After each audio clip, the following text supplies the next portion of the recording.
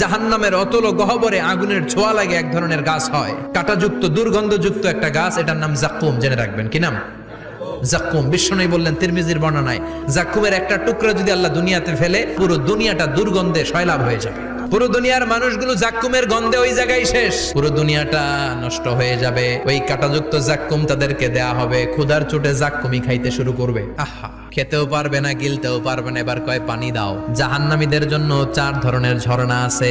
একটার নাম হলো হামিম, মানে ফুটন্ত গরম পানির ঝর্ণা। 2 নম্বরে হলো গসাক, মানে বমি। 3 নম্বরে হলো গিসলিন, দুর্গন্ধযুক্ত রক্ত আর পুজ।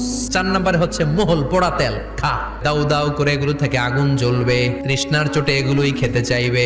এগুলোর পেয়ালা যখন মুখের সামনে আসবে, এগুলোর উত্তাপে গালের গোশত, চোখের গোশত, কপালের গোশত গুলো ঝলসে ঝলসে পানির মধ্যে পড়ে যাবে। তৃষ্ণার চোটে না পেরে ওইটাই গিলবে, যেখান দিয়ে বেরোবে কেটে ছিঁড়ে শেষ হয়ে যাবে। দিস ইজ জাহান্নাম। আমরা জাহান্নাম থেকে পানাহ চাইছি।